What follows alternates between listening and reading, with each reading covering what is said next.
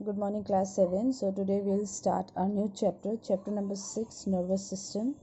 And the topics which we are going to cover in this chapter are like the main parts of our brain, the spinal cord, the nerves, and we'll study about brain, the cerebrum, cerebellum, medulla oblongata, their location and function, spinal cord, location and function, and nerves, what are nerves, and their general function. Okay, so when we talk about nervous system, सबसे पहली चीज़ हमारे दिमाग में आती है brain.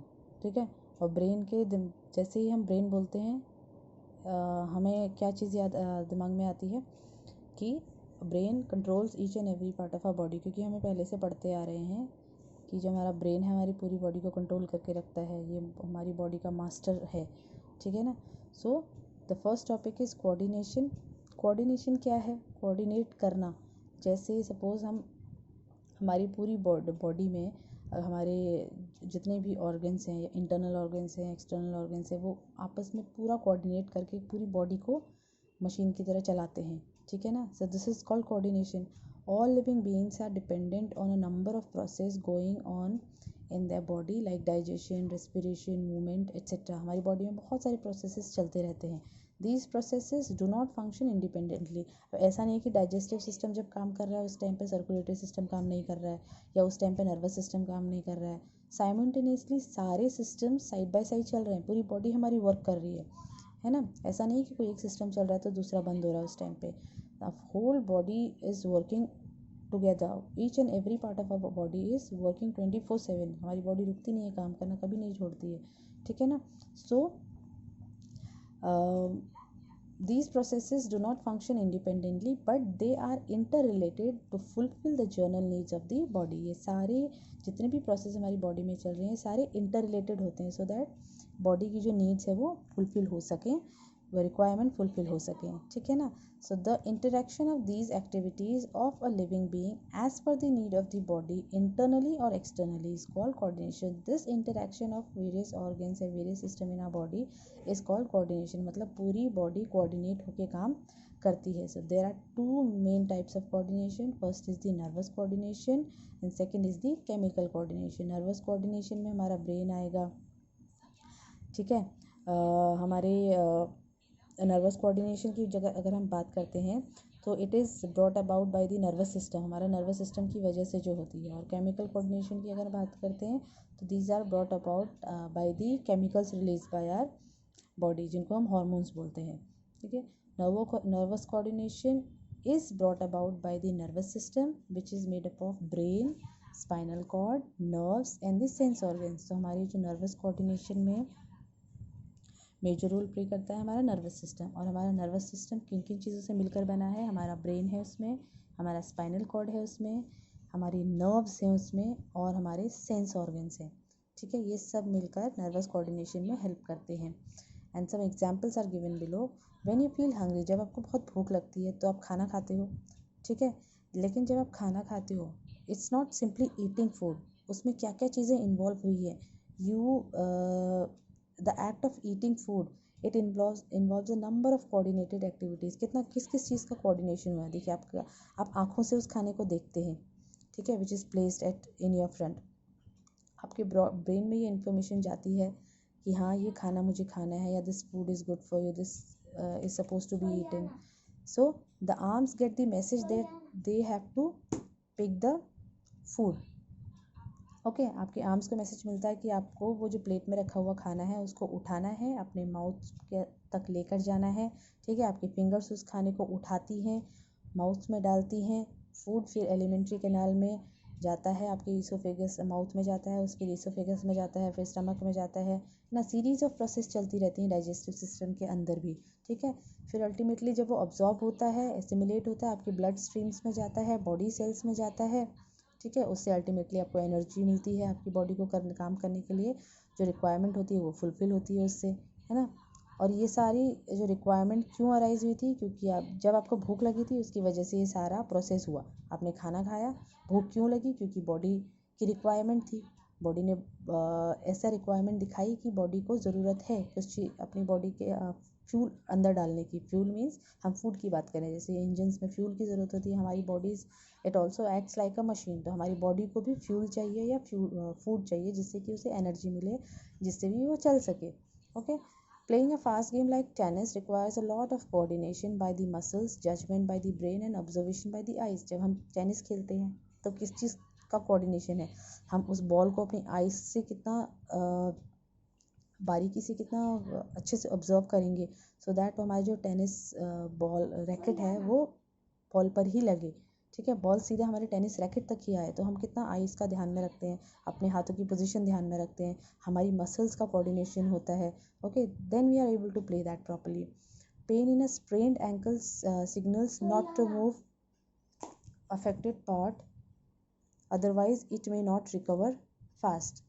When we have a sprained ankle, अगर हमें कहीं चोट लग गई, हमें मोच आ जाती है एंकल में, ठीक है, हम चलते चलते हमारा पैर मुड़ गया, हमें हल्की सी मोच आ गई, तो हमें पता है कि अगर हम उसे हिलाएंगे ज़रा से भी पैर को तो हमें दर्द होगा, या हमें हमारी जो इंजरी है वो सीवियर हो सकती है, ज़्यादा बढ़ सकती है, जिससे कि वो जल्दी रिकवर नहीं होगी, तो हम धीरे धीरे उठते हैं, किसी की हेल्प से उठते हैं। Okay, next is chemical coordination. Chemical coordinations are done by chemicals called hormones, और hormones word आपने बहुत बार सुना होगा। these are the chemicals secreted by some glands in our body, ठीक है। so this coordination is brought about by chemical messengers called the hormones. Hormones are actually what, these are the chemical messengers or the chemicals which are secreted by certain glands which are called endocrine glands. An example of this category is given below.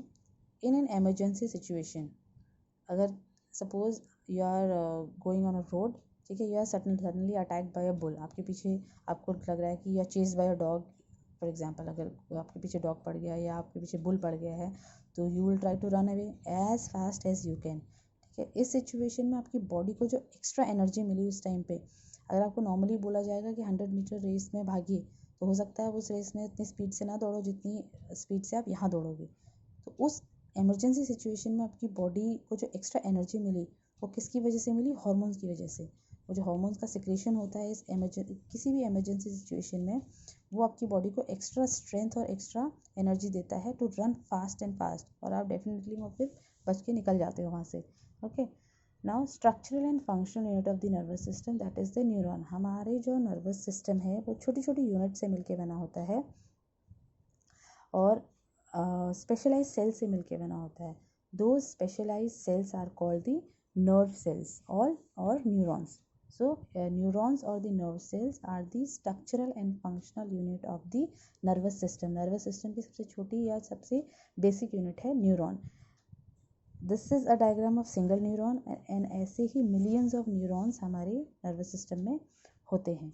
And ये single neuron का diagram है। It is made up of two main parts. This is the main cell body. Okay, this is the cell body which is called the cyton, ठीक है, which gives out a number of fine processes called the dendrites. ये cyton में से ये जो fine processes या thread like structures निकल रहे हैं, these are called the dendrites, and at the center there is a nucleus, ठीक है। The cell body contains a nucleus. The dendrites are cytoplasmic extensions of the cell body. ये जो cell body है इसमें cytoplasm fill होता है। Cytoplasm में से जो एक्सटेंशंस, थ्रेड लाइक एक्सटेंशंस निकलते हैं, इनको डेंड्राइट्स बोलते हैं। और डेंड्राइट्स का काम क्या होता है, मैसेजेस को रिसीव करना from the organs and transmit them through the cell body. Various organ से मैसेजेस को रिसीव करता है और फिर वो उन मैसेजेस को सेल बॉडी में ट्रांसमिट करता है, ठीक है। And the end of the axon terminate in a number of branches called the terminal branches. This is the cell body, this is the axon और द नर्व फाइबर, और ये इसकी terminal branch है जहाँ पर ये फिनिश हो रहा है। These are the terminal branches. ये टर्मिनल ब्रांच जहाँ पर भी ये न्यूरॉन का स्ट्रक्चर यहाँ के ख़त्म हो रहा है, यहाँ पे जो टर्मिनल ब्रांच है ये मसल से कनेक्टेड होती है, और इसी ये जो टर्मिनल ब्रांच है इसी के साथ में किसी दूसरे न्यूरॉन के डेंड्राइट्स होते हैं, ठीक है। Suppose this is one neuron, तो यहाँ पर ही ऐसे यहाँ पर दूसरा न्यूरॉन होगा, ठीक है, ये इसके डेंड्राइट्स हैं। ये इसका न्यूक्लियस है, ये डेंड्राइट्स यहाँ पे ऐसे कनेक्टेड होंगे, means one neuron is connected to, और ये आगे जाके दूसरा न्यूरॉन बनाता है। तो वन न्यूरॉन दूसरे न्यूरॉन पर जिस जगह पर कनेक्ट होता है, दिस गैप, ओके, एक के टर्मिनल ब्रांच दूसरे के डेंड्राइट से जहाँ पर कनेक्ट हो रहे हैं, this is called the synapse. This term will come further in the chapter, अभी आएगा इसमें, ठीक है। This is the synapse.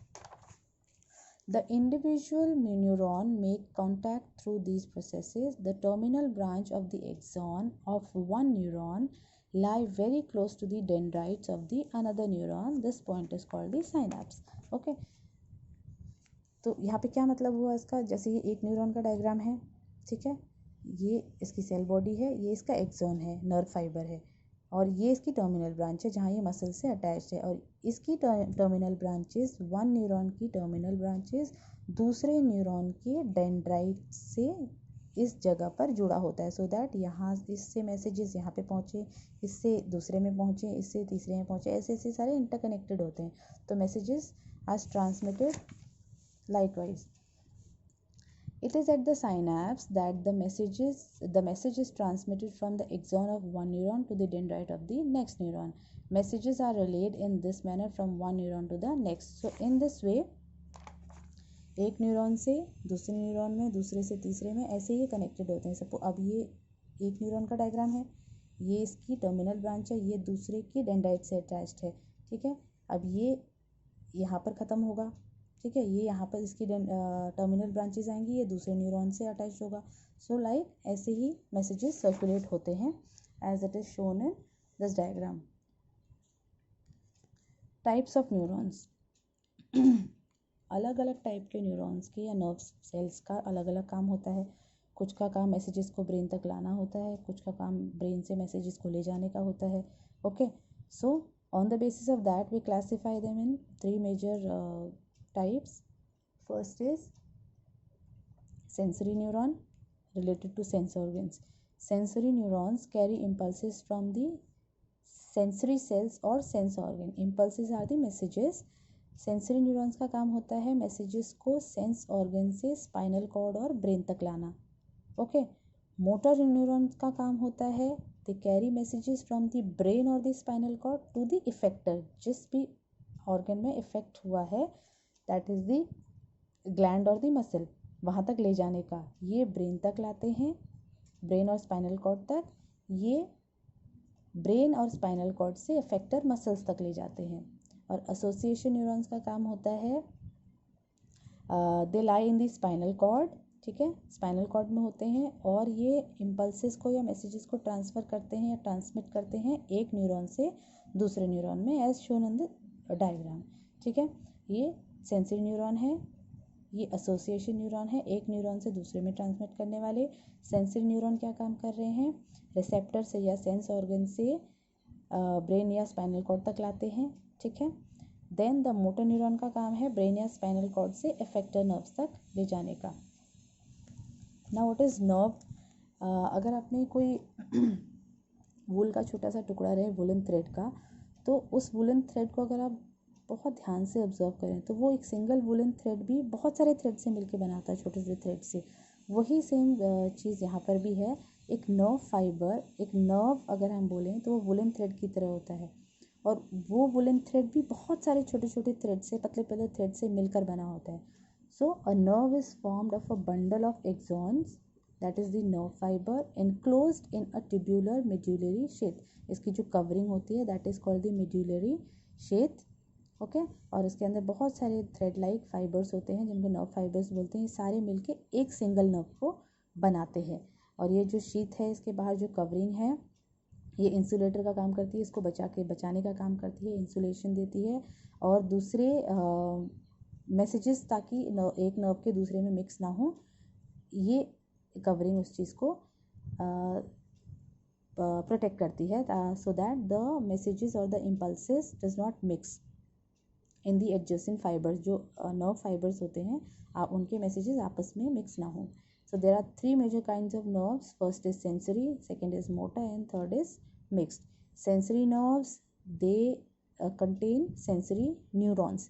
Sensory neurons जैसे सेंस ऑर्गन से, जैसे ऑप्टिक नर्व्स होती हैं आइज़ की, ठीक है, जो सेंस ऑर्गन से रिलेटेड हैं वो सेंसरी नर्व्स। मोटर नर्व्स जिस सिर्फ मोटर न्यूरॉन्स होते हैं, okay. Mix nerves, it is one of which carries both sensory and motor neurons. Sensory nerves में सेंसरी ऑर्गन्स सेंसरी न्यूरॉन्स यानी कि जैसे आइज़ की नर्व्स होती हैं वो होंगी। मोटर नर्व्स में सिर्फ मोटर न्यूरॉन्स होंगी। मिक्स नर्व्स में सेंसरी और मोटर दोनों होंगी, ठीक है। Now human nervous system. Human nervous system it is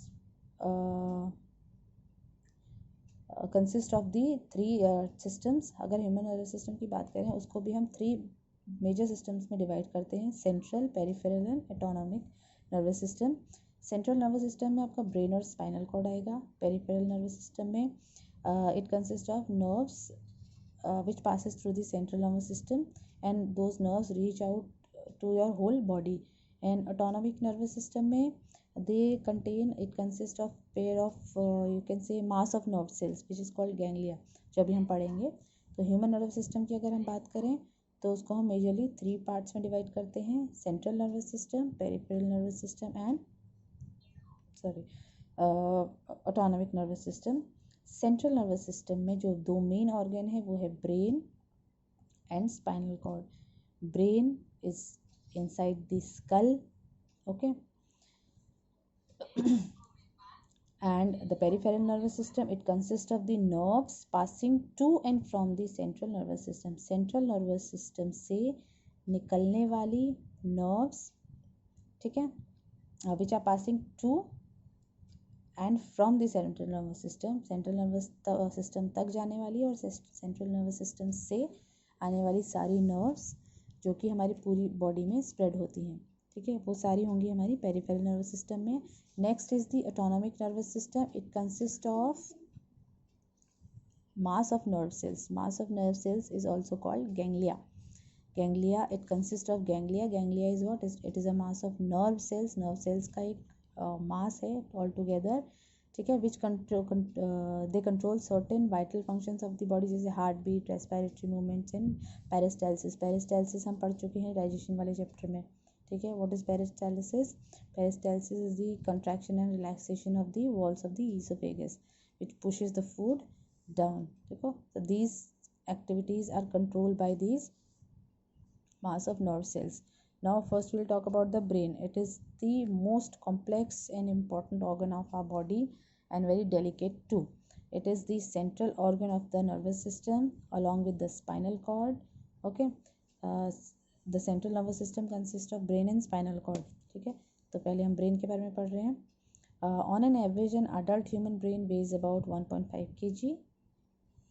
It is contained in a bony structure called the skull or the cranium.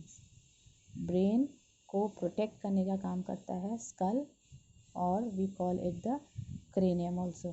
The brain has three main parts, cerebrum, cerebellum and medulla oblongata. Brain is also divided into three parts as you can see in this diagram. The front one is cerebrum, उसके पीछे वाला cerebellum और उसके नीचे वाला medulla oblongata, और यहाँ से फिर आपकी स्पाइनल कॉर्ड स्टार्ट होती है, ठीक है। और ये दो इक्वल हाफ्स में डिवाइड होता है आपका brain which is hollow from inside, अंदर से खोखला होता है जिसके अंदर नर्व्स होती हैं, ओके।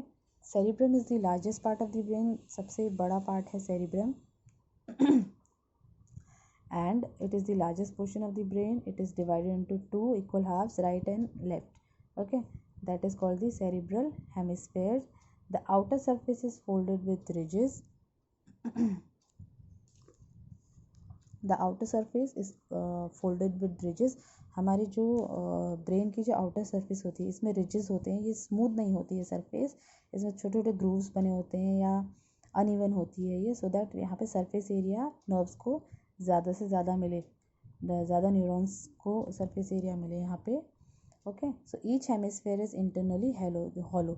जो हेमिस्फेयर्स हैं ब्रेन, द सेरिब्रल हेमिस्फेयर दोनों जो दो पार्ट्स में डिवाइड है वो अंदर से हॉलो होता है. And the cerebrum is the seat of intelligence, ठीक है। ये इसके फंक्शन, कौन कौन से काम सेरिब्रम से होते हैं। आपके कॉन्शियस को यही कंट्रोल करता है, आपकी इंटेलिजेंस को यही कंट्रोल करता है, और आपकी विल पावर को भी यही कंट्रोल करता है। Okay, then cerebellum, cerebral hemisphere में आपका सेरिब्रम है, सेरिब्रम से छोटा सेरिबेलम है। It is much smaller and is located under the cerebrum. This is the largest part, cerebrum, उसके नीचे है cerebellum, and these are the functions of cerebrum. Okay, cerebellum is much smaller and is located under the cerebrum. Its main function is to balance the body and coordinate muscular activities. ये दो काम हैं आपके cerebellum के. The cerebrum decides the actions whereas the cerebellum implements the actions. cerebrum कोई भी काम को डिसाइड करता है, एक्शन को डिसाइड करता है, पर उसको करने का काम करता है cerebellum. ओके, फॉर एग्ज़ाम्पल अगर आपको कोई आइडिया आता है कि to get up and walk, आपको उठ के चलना है, ठीक है, तो ये आइडिया आया कहाँ पर, ये आया सेरिब्रम में, बट उठ के चलने के लिए काम किसने किया, वो सेरिब्रम ने किया, सेरिबेलम ने किया. Okay, so but the muscles involve in this process to contract and relax lies under the control of cerebellum, and cerebellum gets affected by the alcohol, so that is why alcoholic person is unable to coordinate his muscular movement. अगर किसी alcoholic को आपने चलते हुए देखा हो तो वो सीधा नहीं चल पाता है, बिकॉज वो चलना कंट्रोल तो ये करता है, एक्शन को ये कंट्रोल करता है, तो ये पोर्शन अल्कोहल से अफेक्ट होता है. Okay, next is the medulla oblongata.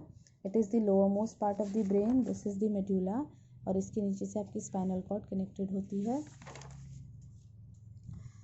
Okay, so and its function is to control the activities of the internal organs. हमारी बॉडी के इंटरनल ऑर्गन्स की एक्टिविटीज़ को, हार्ट बीट को, पेरिस्टाल्सिस को, एलिमेंट्री कैनाल की फंक्शंस को, ये सारी कंट्रोल करती है medulla oblongata, and it is very delicate, and it any kind of injury to the medulla may result in immediate death of that person.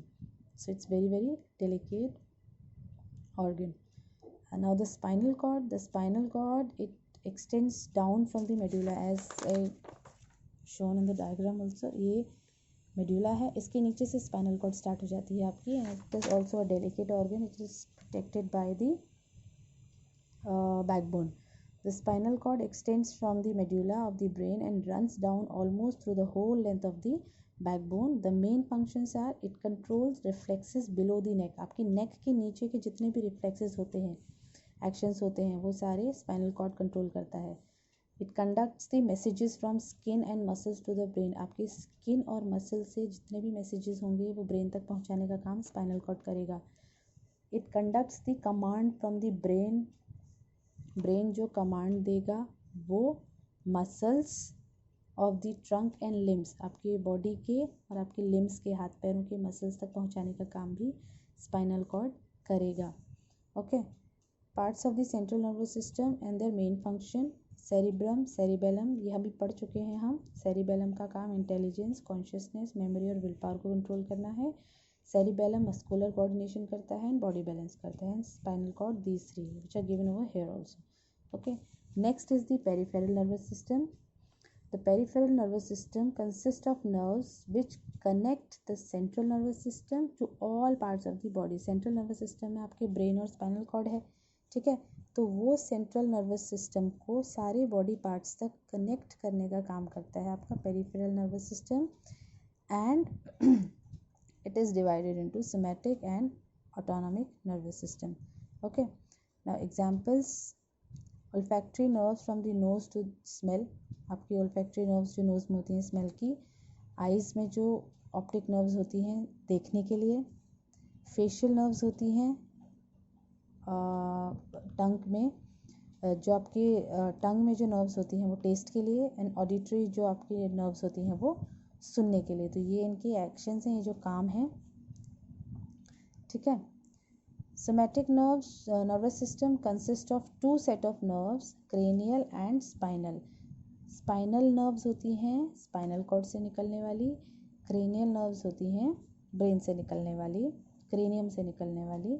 Okay, The autonomic nervous system is another division of the peripheral nervous system, which consists of pair of chain of nerves of ganglia. Ganglia होता है mass of nerve cells found on either side of the spinal cord.